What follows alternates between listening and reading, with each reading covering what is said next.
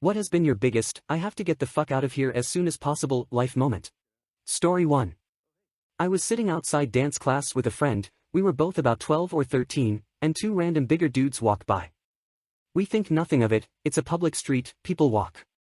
One dude turns and approaches us, introduces himself, demands to shake hands. I'm already a little creeped out, but notice, thank God, the door that usually locked automatically behind us was propped open. I shake hands with the dude to keep him from escalating, he starts sobbing and says, "I'm so sorry, I was supposed to let you go, I'm so sorry, but dash," I screamed at my friend to run, yanked my hand out of his, which was impressive, he had a good grip on me, we bolted and shut the door behind us. They stalked the building until police showed up. Never knew what they were planning and I don't want to. Story 2. When I was little, me and my dad went out to check a fire not too far away. He used to be with the police and approached an officer, old colleague, on the scene if he was right that it's a local fireworks storage that was on fire. He was right. That was the moment he decided we should GTFO.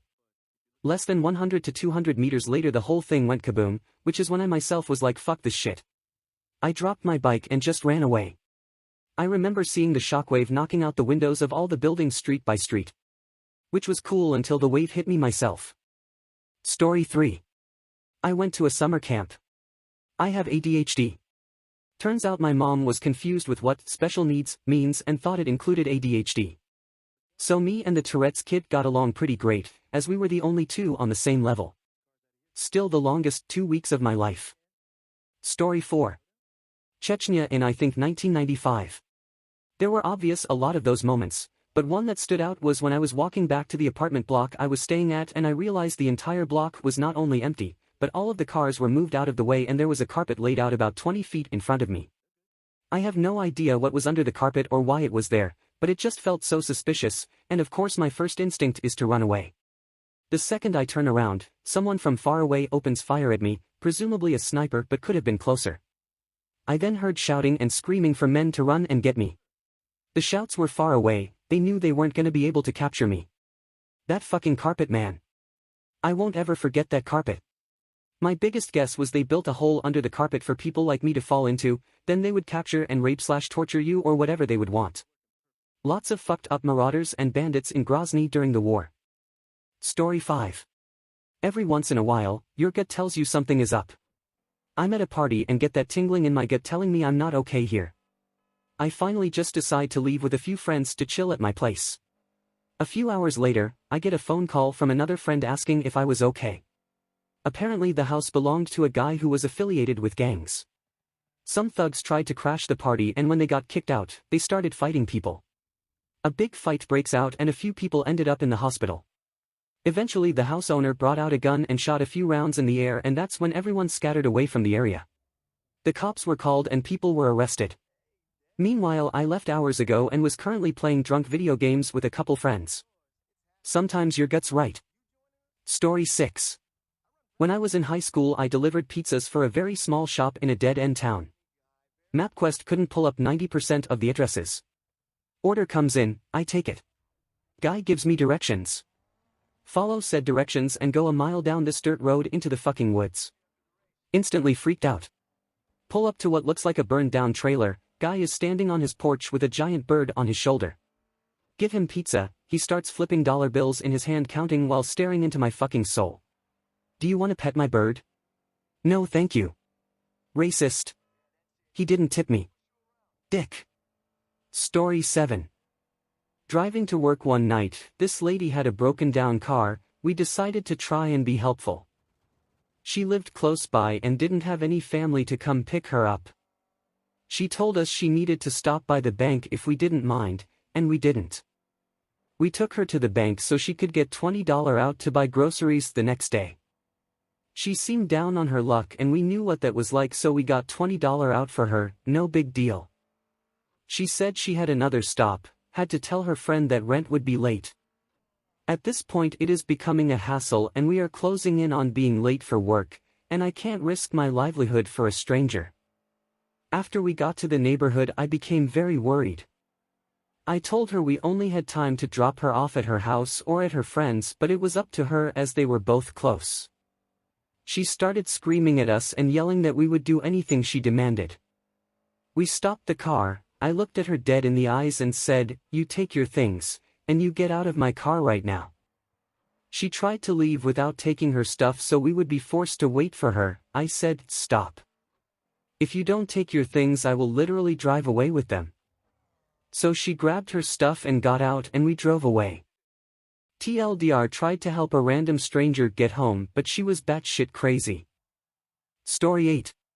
I was walking home from the gym in Seattle, and I would always walk by this weird house with blankets over the windows. There was also fenced-in side yard packed with old busted RVs and garbage.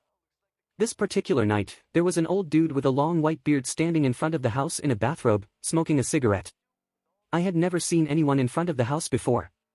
Then, I heard what sounded like a Prius pulling up to a stoplight, but was in fact several Seattle police cars rolling up with their engines and lights off.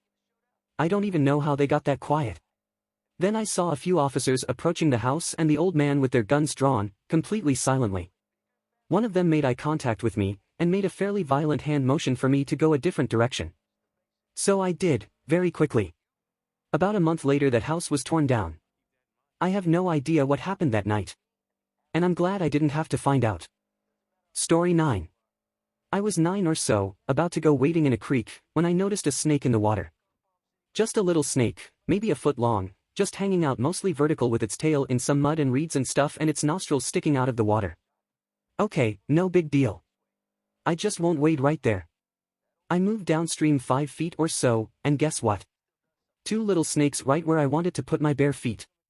And another one in the reeds. And most of those weren't reeds. Story 10.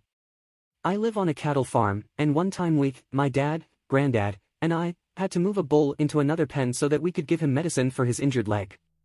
To do this, we spread out in a fan, with what are basically big rattles on sticks to make noise and get him to go the other way. When we get to the open gate, the bull looks at it, looks some more, and decides there must be a better way to go. He turns, faces us, we make noise to get him to turn around, and the cycle repeats. Finally he starts freaking out. He turns, faces directly at me, and jumps.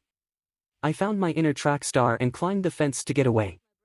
Needless to say, we left him alone after that. Story 11. I was digging a trench in my side yard during a massive flood to get the water moving again. I heard a loud series of cracking noises behind me, and turned around to see branches falling off of a large oak tree. When the cracking got louder, I sprinted out toward the street. Twigs whipped my ears and back before I was safely away. So, probably that. Story 12. I'm a wedding photographer. One wedding was taking place at a historical village. It consisted of 100-plus-year-old houses which were once disassembled, moved to their current location, then painstakingly reassembled inch by inch in order to maintain this piece of history. The groom's mother was the president of the venue organization. She, of course, was very proud to host her son's wedding at the same place she volunteered at.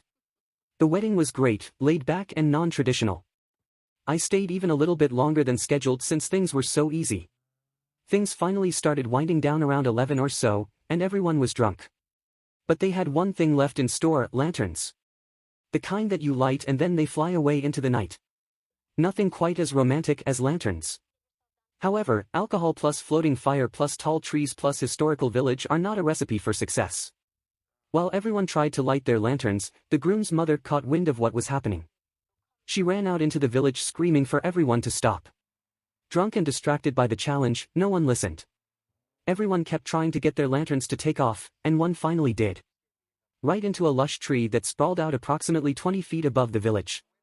This is when I thought it would be a good idea to leave. The lantern was stuck between some branches, burning ferociously. Groom's mother literally crying watching what she thought would be her beloved historical village going up in flames. Walking out, I saw the lantern narrowly drift through an opening in the branches and fly off into the distance.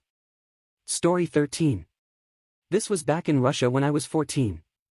I decided that it was a good idea to walk home from a party at 2 a.m. in a rural area. We had a summer home dacha outside of Moscow, literally middle of nowhere. As I was walking, a car pulled up and a guy, looked to be in his 30s, asked me if I needed a ride. Being a moron, I said, sure, and got into his car. As he pulled up to the gates of our dacha community, he stopped and asked me if I wanted to come with him to a party. He was a construction worker in the area, with his friends.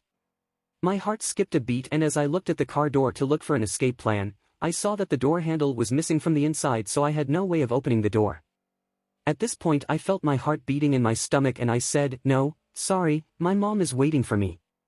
All of a sudden he said, "Well, mother is a sacred thing. You better go."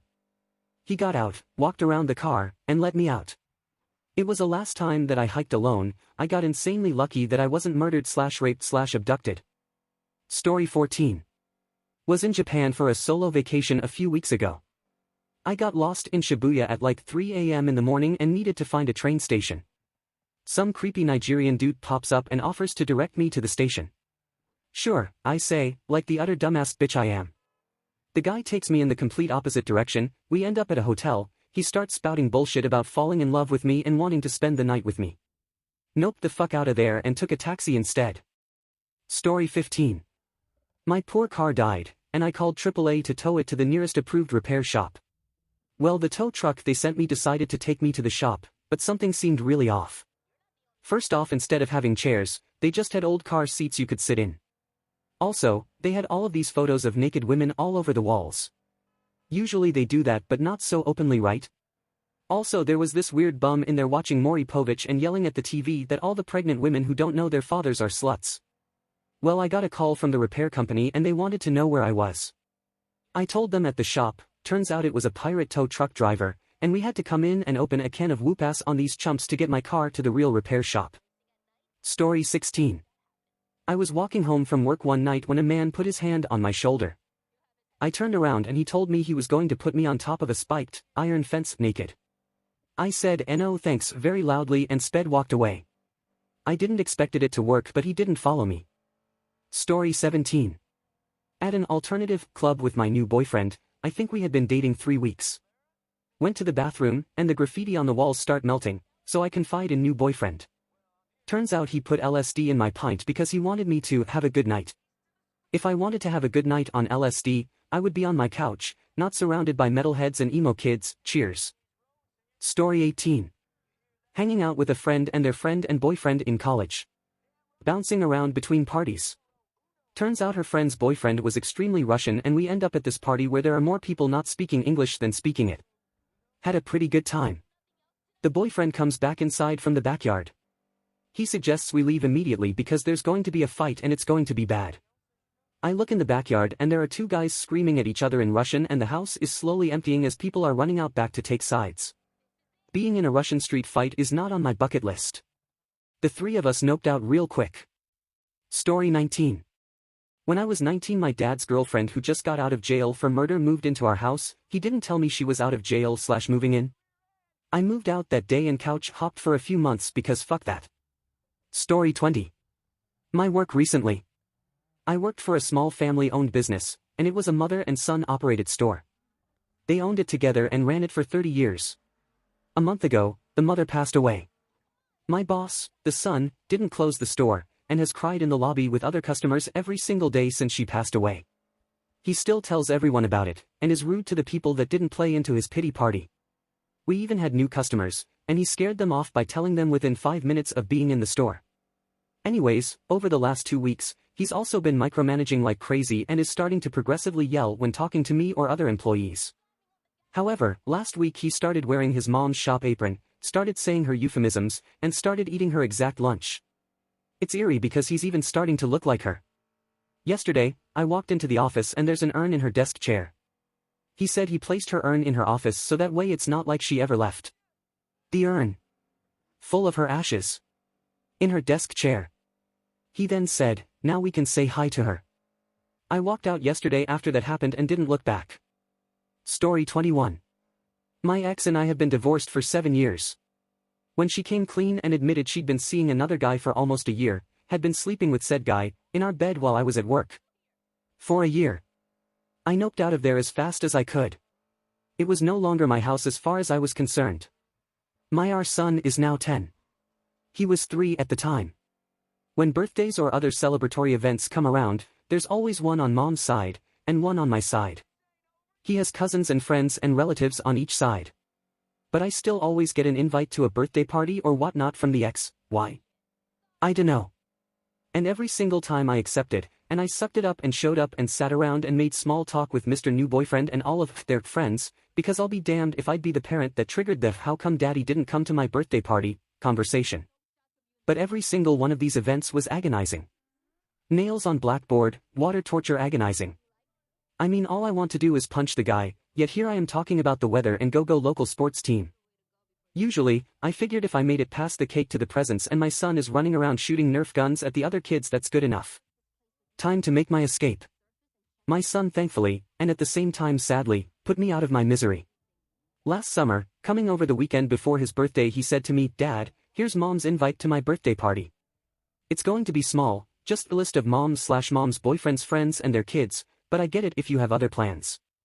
I'll see you next weekend at place of my friend's house where we too will be having a birthday party with a list of his friends." That's the one I'm looking forward to.